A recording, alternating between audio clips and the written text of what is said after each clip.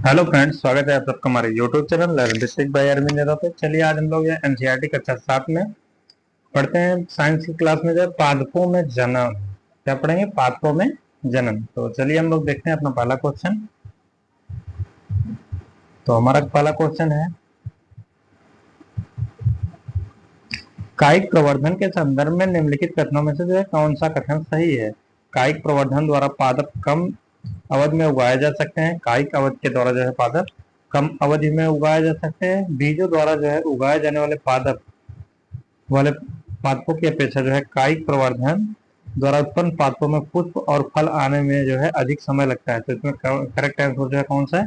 Correct answer option number 1 हो जाएगा। कायिक प्रवर्धन द्वारा पादप कम अवधि में उगाए जा सकते हैं। नेक्स्ट क्वेश्चन, विभिन्न सजीवों में जनन के संदर्भ में निम्नलिखित में से कौन सा कथन सही है? तो इसमें ईस्ट में जनन मुकुलन के माध्यम से होता है, ये भी सही है। शैवाल में जनन प्रक्रिया खंडन के माध्यम से उत्पन्न होती है, ये भी सही है। मांस और फर्न में जनन बीजाणुओं द्वारा जो है होता है। मांस और फर्न में जो जनन होता है बीजाणुओं के द्वारा जो है होता है। तो करेक्ट आंसर उपयुक्त तीनों हो जाएंगे। एक कोशिकीय जीव जिसमें अजवायवीय श्वसन होता है उसे क्या कहते हैं? उसे ईस्ट कहते हैं। क्या कहते हैं? ईस्ट कहते हैं। और मुकुलन द्वारा अलैंगिक जनन, मुकुलन के द्वारा अलैंगिक जनन किसमें होता है? ईस्ट में जो है होता है। किस पादप जनन में बिना बीज के नए पादप उत्पन्न हो जाते हैं? अलैंगिक जनन में ऐसा होता है।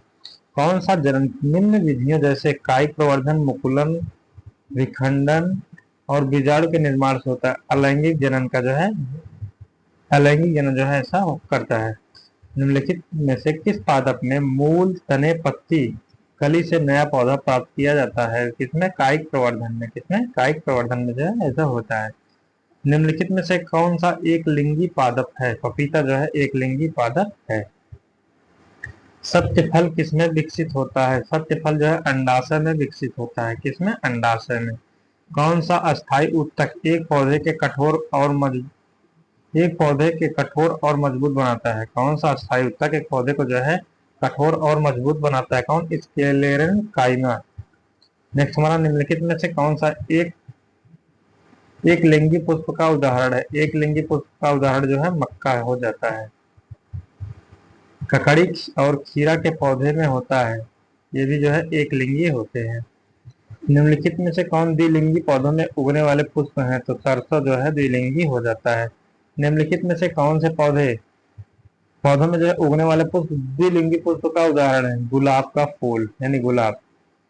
पुटनिया पौधों में उगने वाले पुष्प किसके उदाहरण? द्विलिंगी के उदाहरण है। ऐसे पुष्प जिसमें केवल एक पुंकेसर था एक स्त्री केसर उपस्थित होता है उसे एक लिंगी कहते हैं। जिन पुष्पों में पुंकेसर और स्त्री केसर जो है दोनों ही हो उसे क्या कहते हैं? उसे जो है द्विलिंगी कहते हैं। एक लिंगी में या तो केवल पुंकेसर होगा या तो केवल स्त्री केसर होगा, वहां पे जो है एक लिंगी होता है जिसमें जो है दोनों पाए जाते हैं, उसे द्विलिंगी कहा जाता है। एकल पुष्प के संदर्भ में निम्नलिखित कथनों में से कौन सा कथन सही है? एक लिंगी पुष्प में या तो केवल पुंकेसर अथवा या तो केवल जो है स्त्री केसर उपस्थित होता है। दूसरा हमारा, सरसों, गुलाब, पुटीनिया के पौधों में उगने वाले पुष्प एक लिंगी के उदाहरण है, तो ये एक लिंगी ना होकर ये द्विलिंगी होते हैं। तो इसका करेक्ट आंसर उपयुक्त में से ऑप्शन 1 हो जाएगा। यदि पुष्प परागण उसी पुष्प के वर्तिकाग्र पर गिरता है यदि परागण उसी पुष्प के वर्तिकाग्र पर गिरता है तो उसे कहते हैं, उसे जो है स्वपरागण कहते हैं। क्या कहते हैं? स्वपरागण। निम्न में से कौन सा कथन सही है? पादप का जनन भाग तना होता है। नर और मादा युग्मक का प्रक्रम परागण कहलाता है। परिपक्व होने पर परिपक्व होने पर अंडाशय फल में विकसित हो जाता है। डबल रोटी का फफूंद बीजाणु द्वारा उत्पन्न होने वाला एक पादप जीव है। तो इसमें करेक्ट आंसर जो है तीसरा और चौथा जो है करेक्ट हो जाएंगे। नेक्स्ट हमारा, पादप का जनन भाग होता है। पादप का जो जनन भाग है वो पुष्प होता है। नर और मादा युग्मक के युग्मन के प्रक्रम को क्या कहते हैं? तो उसको क्या कहते हैं? निषेचन कहते हैं।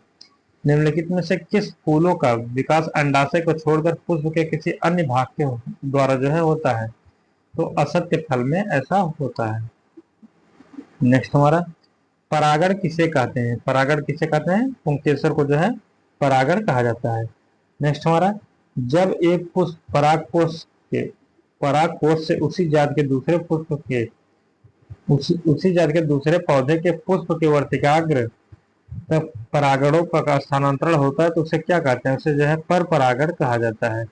निषेचन के बाद युग्मजन निषेचन के बाद युग्मनज विभाजित होकर बनता है, क्या बनता है? भ्रूण बनता है। क्या बनता है? भ्रूण। अधिकांश पादपों में मूल, तना और पत्ती होती है। ये पादप क्या कहलाते हैं? ये पादप जो है कायिक अंग कहलाते हैं। क्या कहलाते हैं? कायिक अंग। किस जनन में पादप बिना बीजों के ही नए पादप उत्पन्न कर सकते हैं? तो किसमें? अलैंगिक जनन में।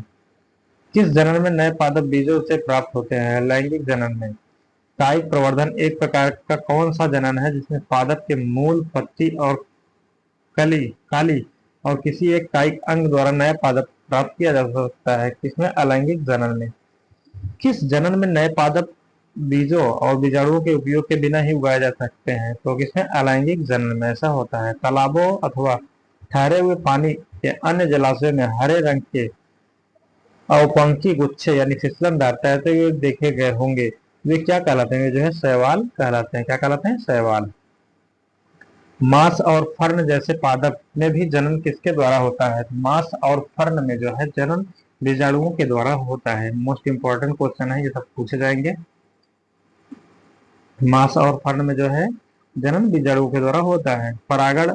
परागकोश में क्या होता है जो नर युग्मक को बताते हैं? परागकण होता है। स्त्री केसर में किसमें एक से अधिक बीजांड होते हैं? अंडाशय में जो है एक से अधिक बीजांड होते हैं। स्त्री केसर में मादा युग्मक उठार अथवा अंड का निर्माण होता है। कहाँ पे होता है? बीजांड में होता है। आनुवंशिक पदार्थ का विनिमय कब होता है? आनुवंशिक पदार्थ का विनिमय कब होता है? लैंगिक जनन के द्वारा जो है होता है। भ्रूण के किस भाग से तना पत्तियां बनती हैं? उसे भ्रूण के किस भाग से तना पत्तियां बनती है उसे प्रांकुर कहते हैं। क्या कहते हैं? प्रांकुर। निम्नलिखित में से कौन से पौधे के तने के माध्यम से जो है प्रजनन करता है? गुलाब जो है पौधे के तने के माध्यम से प्रजनन करता है। निम्न अधोभूमि में उत्पादित सब्जियों में से कौन सा एक रूपांतरित जड़ है? शकरकंद एक जो है रूपांतरित जड़ है। शकरकंद, डहेलिया, शतावर किसके उदाहरण है? जड़ के उदाहरण है। ईस्ट में जनन किस विधि से होता है? ईस्ट में जनन जो है मुकुलन विधि से होता है। ईस्ट कोशिका से छोटी छोटी कलिका की तरह जो है क्या बनते हैं जो कोशिका से अलग होकर नई ईस्ट कोशिकाएं बनाते हैं? मुकुल या उभार होते हैं। किस प्रकार के जनन में जनक के शरीर से कलिका निकलती है? तो मुकुलन में। पुष्प का कौन सा भाग परागण बनाता है? पुंकेसर जो है परागण बनाता है, परागकण बनाता है। पुष्प का कौन सा भाग जो है परागकण बनाता है? तो पुंकेसर। स्त्री केसर के आधारित भाग को क्या कहते हैं? स्त्री केसर के आधारित भाग को जो है अंडाशय कहते हैं। पुंकेसर के अग्र भाग को कहते हैं परागकोश कहा जाता है। नेक्स्ट हमारा, लैंगिक प्रजनन के दौरान जब दो अलग अलग जीवाणु कोशिकाएं संयोजित होती है तो वह किसका निर्माण करती है? तो जो है युग्मनज का निर्माण करती हैं। परागकणों का परागकोश से पुष्प के वर्तिकाग्र का स्थानांतरण क्या कहलाता है? परागण कहलाता है। निषेचन के पश्चात अंडाशय कहाँ विकसित हो जाती है?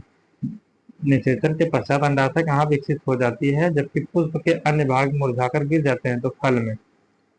परिपक्व हो जाने पर अंडाशय किसमें विकसित होता है? तो फल में विकसित हो जाता है। प्रकृति में एक प्रकार के पादप विभिन्न स्थानों पर उग जाते हैं उगे हुए जो है पाए जाते हैं। ऐसे बीजों के विभिन्न स्थानों पर किसके कारण होता है? प्रकीर्णन के कारण होता है। पादपों में जनन कितने प्रकार के होते हैं? पादपों में जनन है दो प्रकार के होते हैं। अधिकांश पादपों में जो है क्या पाया जाता है? मूल, तना, पत्तियां और उपरोक्त सभी हैं। इसमें जो है तीनों पाए जाते हैं।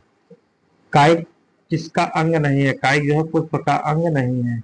बीजाणु उत्पन्न करने वाला एक पादप कौन सा है? डबल रोटी का फफूंद जो है बीजाणु उत्पन्न करने वाला एक पादप जीव है। नर व मादा युग्मक की आवश्यकता क्यों पड़ती है? लैंगिक जनन के लिए जो है पड़ती है। किसका फल किसका फल जो है जल द्वारा बीज प्रकीर्णन करता है? नारियल। इसमें से किसमें स्त्री केसर? इसमें कौन एक स्त्री केसर का भाग है? तो अंडाशय जो है स्त्री केसर का भाग है। किसमें जो है मादा युग्मक होता है? अंडाशय में होता है। किसमें पौधे का हर नर युग्मक जो है स्थित होता है? परागकोश में जो है नर युग्मक स्थित होता है। तो आज की क्लास में इतना है। वीडियो देखने के लिए थैंक यू।